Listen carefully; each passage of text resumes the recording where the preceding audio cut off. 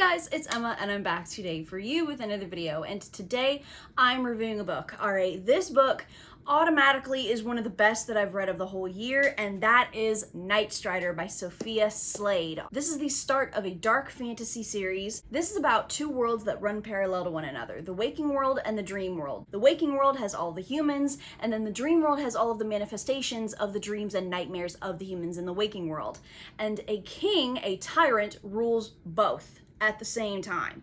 And so two characters that we meet, one being a warrior that is essentially bound to this tyrant, teams up with a resistance in order to take him down in the dream world, and then a prince and a princess destined to marry one another team up to try and take him down in the waking world. The content notes that the book states are fantasy violence, murder, attempted sexual assault, torture, emotional abuse, blood, misogyny, xenophobia, forced engagement, suicidal ideation, and imperialism. I'm not gonna sit here and lie to y'all.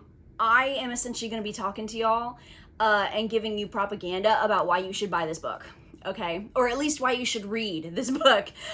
This is literally the best fantasy book that I have read recently. This is gonna be my spoiler-free review on why this book is amazing, okay? So, before we actually get started, I would really appreciate it if you guys would look down in the description box for all the links there that I have for you guys pertaining to stuff going on in the world right now. And those links will be down there for you guys to interact with and to share. And then down in the comment section, let me know whether or not you guys have read this book, whether you like fantasy in and of itself, what y'all's favorite fantasy books are, you know, the usual. So, with that being said, let's just get right into it. The first pro that I have with this book is the writing style. I love this book's writing style. It's very pretty, but it's not flowery to the point where it just gets like lost in the metaphors and similes, if that makes sense. But it's pretty writing.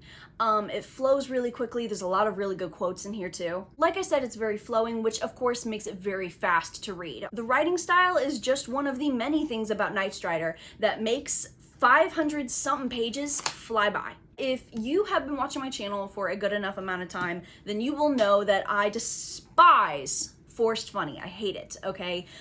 It's not funny. It always just ends up coming across as secondhand embarrassment or just cringe, all right? I admit, natural wit is hard to write. It is, of course, it's natural wit. Nightstrider, on the other hand, girl, the one-liners in here, they aren't forced. They're not cringe. The dialogue, along with the rest of the writing in the book, is natural sounding, all right? It flows. It doesn't come off as forced, like, ha! I've bested you once again. I shall rend his head from his shoulders. I will smite him where he stands. Girl, tone it down, Shakespeare, all right? No. This, very good at depicting actual people in actual situations. My second pro is the fantasy elements, all right? There are so many kick-ass fantasy elements in this book. All right, first of all, the lore. Second of all, the world building. This book literally has a locations list with a pronunciation guide. Thirdly, it has a kick-ass magic system. And then fourth, it has like a hierarchy, for lack of a better word, of magical creatures, or just magical creatures in general. It has a terms list. It has a characters list, also with a pronunciation guide. Fifthly, the action scenes in here, the battle scenes, are so well written and so well executed. The battle scenes and just in general the action scenes are very well written, and this allows for the plot to feel much more high stakes, and it also allows for the characters to feel like legitimate fighters, all right? Like they know how to twist their bodies to get away from this dagger, they know how to like parry that blood. It's so good. And then sixthly, if that's even a word, I don't know if it is, but it is today, this book is violent, okay? I'm sure you can tell from the content warnings this book is violent. And this book is dark fantasy. The violence in here, it's not too much to where it's like, okay, no, I don't need to read about this shit. But it's also not lighthearted. It fits the fact that it's dark fantasy, if that makes any lick of sense.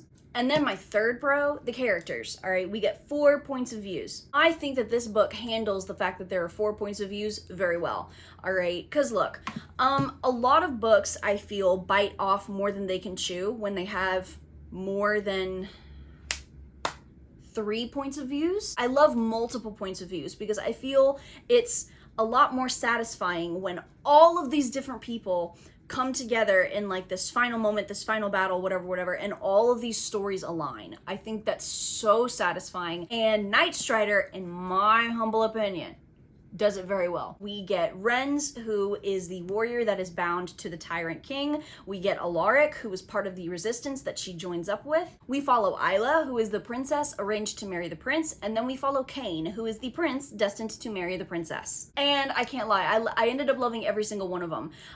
Particularly Ren, love you girl. But I ended up really loving all of the characters, even through their irritating parts. Look, I'm very easily irritated by characters' what I call stupid decisions. If you constantly irritate me as a character in a book over and over and over again by making just dumb decisions, most likely just to get the plot moving, it's like for some characters, they will be made to act reckless, and this will be able to move the plot forward. I think that's lazy. You're telling me you have to make your character act completely out of character just one time so we can get the plot moving because you've painted yourself into a corner? Girl, no. Nightstrider is able to make these characters more irritating or reckless decisions more natural and part of their growth and part of their development, and this growth and development that has these irritating decisions has merit towards the end. Nightstrider does characters very well, in my opinion. I also liked that these characters were very no-nonsense. There's a lot of stuff going on that are very high stakes. I like no-nonsense characters, especially due to the setting and the situation that we're in. All right, we are being chased by bad guys. Why are you sitting there pondering about stuff that happened 5 pages ago? Let's move, girl. Think on the run. Move, bitch! And look, this book has romance in it. And in my opinion, just like the characters, it's done very, very well.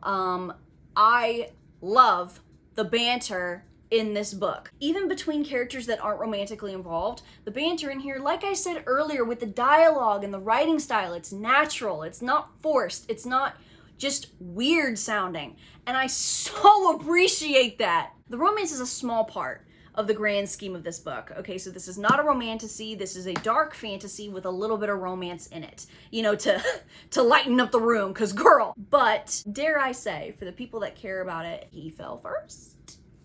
So my fourth pro is that this book doesn't keep you bored, which honestly, I pay attention to that and I note that, especially when the books that I'm talking about are over 500 pages long, 523 to be exact. I'm not gonna sit here and lie to y'all. Nightstrider is dense.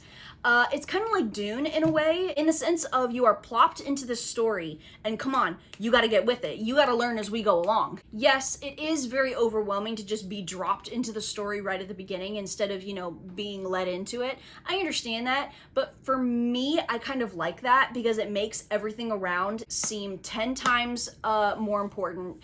The stakes are 10 times higher. Oh my gosh, I've just been dropped into the middle of a war zone. I gotta get with the program like immediately. It's overwhelming, but in my opinion, it's very stimulating as well. I also think it's just incredibly impressive that this book is able to keep you so engaged, so stimulated, that this plot is able to keep you enthralled throughout the entire thing when this book, like I've been saying, is over 500 pages long. 9 out of 10, when you read a big book, there is going to be a slow part, whether that's actually natural, but then again, it wouldn't feel that slow if it's naturally slow, you know, a naturally slow part in the story. But there are quite a few big books where there are just slow parts in them, or one big slow part that you just kind of gotta get through. Nightstrider doesn't do that though. Nightstrider, in my humble opinion, is one of the over 500 page books that keeps you gripped throughout the entire time, that didn't waste a single page. There we go. There are so many things in this book to focus on that'll make your head spin. For example, the multiple plot lines that are going on, the multiple points of view that we get that are all handled very well, might I add, all right? And just everything in this book that feels so chaotic. All of these different things for you to focus on end up coming together and are woven together when they need to be, mind you, all right? I think that's very important.